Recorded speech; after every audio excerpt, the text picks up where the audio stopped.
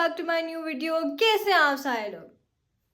अच्छा, फिर से सॉरी, ठीक है। मेरे एग्जाम्स चल रहे हैं और मेरे CIS है भाई इस 27 को। इसी वजह से वीडियोस जो हैं बार बार डिले हुई जा रही हैं। और जब तक मेरे CIS नहीं ख़त्म होंगे तब तक तो फिर यही सीन। लेकिन भाई CIS के बाद ना मैं फुल फ्री हूँ, ठीक है। उसके बाद हम लोग जो मर्ज़ी करेंगे। मेरे पिछले 3 महीने ऐसे ही जा रहे हैं, कभी इधर ना कभी उधर, कभी पढ़ना कभी ये कभी वो। और जब तक मेरे CIS है तब तक तो ये चीज़ें चलनी है।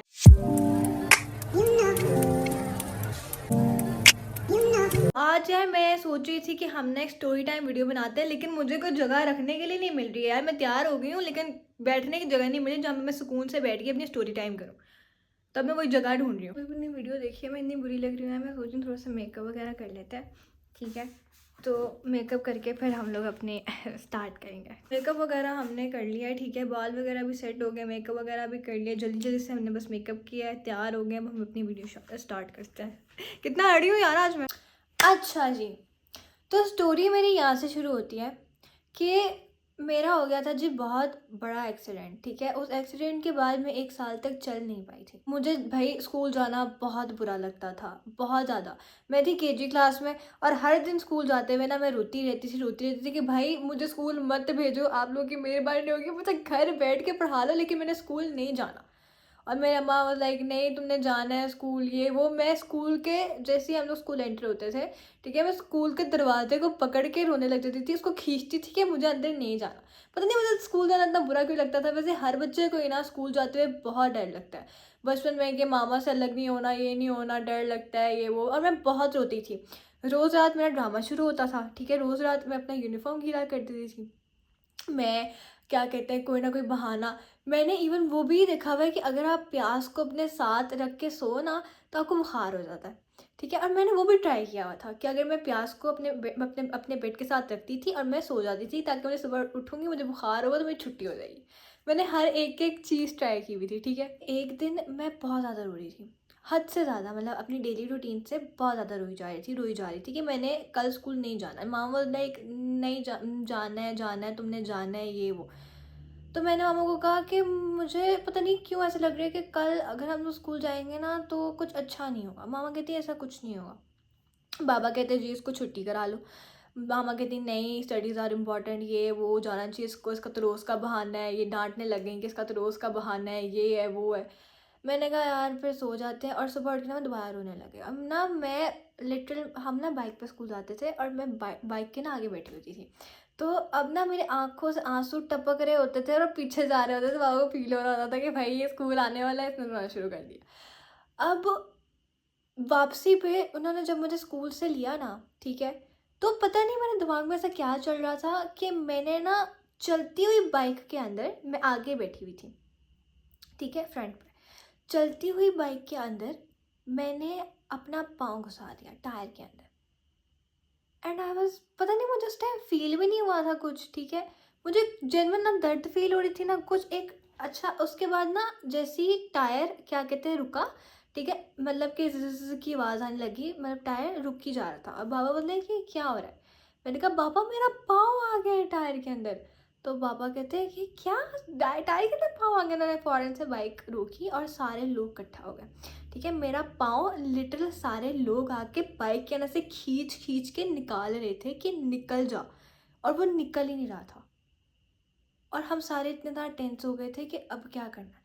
कुछ लोगों ने टायर का जो मतलब कह लो कि टायर के अंदर लाइंस लगी होती हैं, आई डोंट नो किससे बनी होती हैं, उसको काटना शुरू कर दिया था कि पाँव निकल आए बस। और उसको काटा, मेरा पाँव निकला और मेरा पाँव पूरी तरह से ज़ख्मी हो गया हुआ था। उसके अंदर से खून ही निकल रहा था और पूरी तरह से ज़ख्मी हो चुका था, गंदा वाला ज़ख्मी। मेरे पाँव पे अभी तक निशान है उस चीज़ का, बहुत बड़ा निशान है। फिर उसके बाद सारे मुझे हॉस्पिटल लेके गए, लेकिन जैसे ही वो हॉस्पिटल मुझे ले जाने लगे थे तो मेरा क्या कहते हैं, मैं उसी टाइम बेहोश हो गई।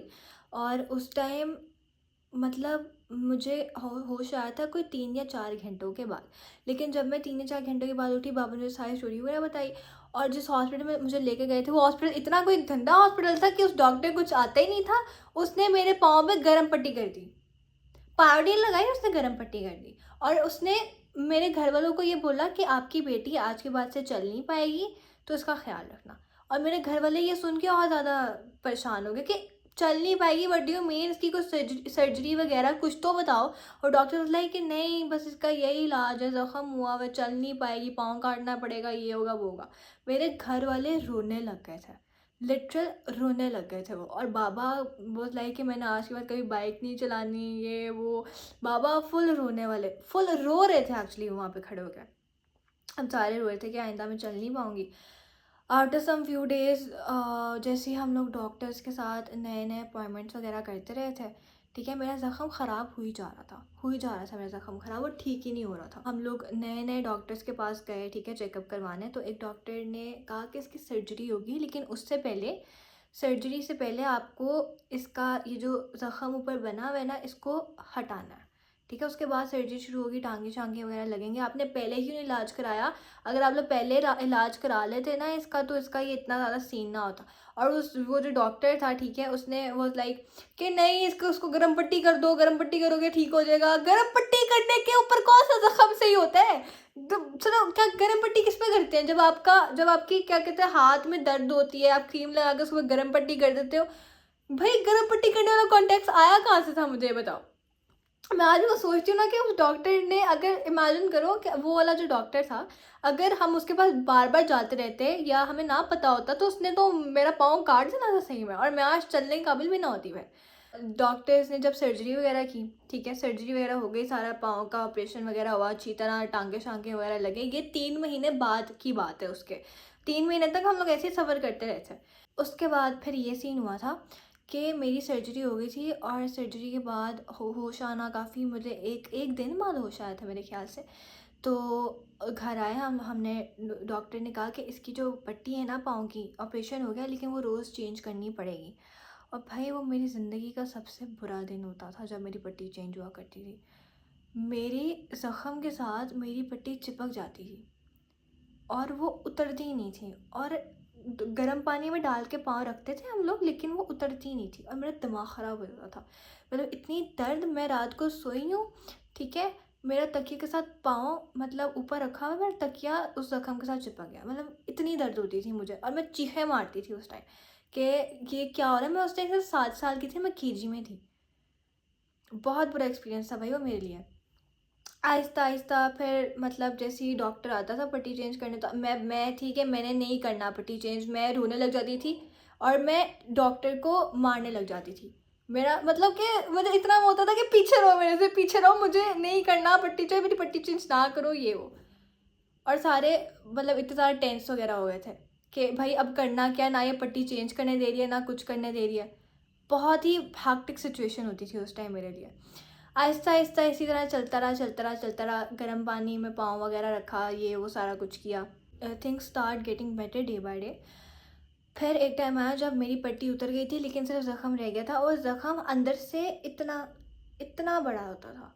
पाँव के अंदर मेरा जो ज़ख़म था इतना बड़ा होता था, इस फिंगर के मतलब गहराई के हिसाब से। तो अब आहिस्ता आहिस्ता ठीक होने लगा। मैंने स्टार्टिंग में क्रॉलिंग से शुरू किया, जैसे बच्चे क्रॉल करना नहीं शुरू करते हैं, मैंने वैसे ही आहिस्ता आहिस्ता स्टेप्स लेना शुरू किए। क्रॉलिंग, मेरी आँख में क्या हो रहा है? मैंने आहिस्ता आहिस्ता क्रॉलिंग के शुरू किया। उसके बाद मेरे लाइक दोस्त होते थे, मेरे घर आए थे, स्कूल के ही दोस्त थे उस टाइम। घर आए थे, ठीक है, उन्होंने मुझे हाथ से पकड़ के चलाना शुरू किया था कि बंदी चलना तो शुरू हो। तो मुझे याद है मैंने क्रॉलिंग से फिर वापस चलना शुरू किया था। वो बहुत मुश्किल था मेरे लिए, चूँकि कह लो कि 1 साल बाद चलना बहुत मुश्किल होता है आपके लिए। और ये मेरी हैक्टिक स्टोरी थी भाई। मतलब बहुत ज़्यादा कह लो कि एक मुश्किल टाइम था मेरे और मेरे घर वालों के लिए उस टाइम। क्योंकि उस टाइम उस टाइम ना एक और भी चीज़ हुई थी कि मुझे चोट लगी थी, ठीक है, मेरे बहन अनुष्का जो मेरे अक्सर ब्लॉग्स में आती है, उसका हाथ जल गया था, मामा गिर गई थी, बाबा को बहुत तेज़ बुखार हो गया था। तो पता नहीं उस टाइम क्या हुआ था, इतना ज़्यादा सिचुएशन। और मेरी बहन का ऑपरेशन था एक ही साल के अंदर, और उसी टाइम के दौरान इतना सब कुछ हो गया था, और पता नहीं क्यों हुआ था। वो नज़र लग गई थी या क्या हुआ था, कुछ समझ नहीं आई थी, क्योंकि सारे एक साथ बीमार होना शुरू हो गए थे। तो वो भी बहुत ज़्यादा मतलब सोचती हूँ ना, तो काफ़ी हॉरिफाइंग टाइप लगता है कि भाई ऐसा कैसे हो सकता है, एक साथ इतने सारे लोग, मतलब आहिस्ता आहिस्ता हो लेकिन एक साथ ही हो गए थे सारे। तो वो बहुत बुरी सिचुएशन थी हमारे लिए। फिर भाई मैं ठीक हो गई, ठीक है, हैप्पी एंडिंग हो गई, मैं चलना शुरू हो गई। और यही हमारी स्टोरी थी भैया। आज की स्टोरी थोड़ी सी छोटी थी, लेकिन मुझे बतानी थी, अपना एक्सपीरियंस शेयर करना था। लेकिन भाई मैं पहले ही बता रही हूँ, अगर आप लोग कभी बाइक की टैंकी बैठे हो ना, तो अपना पाँव मत घुसाना यार उसके अंदर। वो बड़ा पता नहीं मेरे दिमाग में चले क्या रहा था उस दिन, कि मैंने अपना ही पाँव टायर के अंदर घुसा दिया। सोचने वाली बात है यार, अजीब, इतनी पागल होती थी ना मैं। तो guys that's all for today, ठीक है। इतनी सी स्टोरी थी। मैंने सोचा मेरे पेपर्स वगैरह चल रहे हैं, मैं जल्दी जल्दी से कोई व्लॉग वगैरह डालूँ। आप लोगों के कमेंट्स भी आ रहे थे कि भाई क्यों नहीं वीडियो डाल रहे, क्यों नहीं डाल रहे हो। मैंने सोचा आज डाल ही देते हैं भाई, आज हमने वीडियो बना कर ही छोड़नी है। अम्मा आजकल घर पे है नहीं, ठीक है, क्योंकि वो गई हुई है सऊदी उम्रा करने। वो आएंगी मेरे ख्याल से 16 को वापस मामा। हाँ, तो फिर मतलब अब जल्दी जल्दी से व्लॉग्स, जैसे हमारे CS ख़त्म होंगे, हम इंशाल्लाह जल्दी जल्दी से व्लॉग वापस बनाना शुरू करेंगे। आज मैं इतना अड़ क्यों रही हूँ यार, वापस हम लोग व्लॉग्स वगैरह बनाना शुरू करेंगे।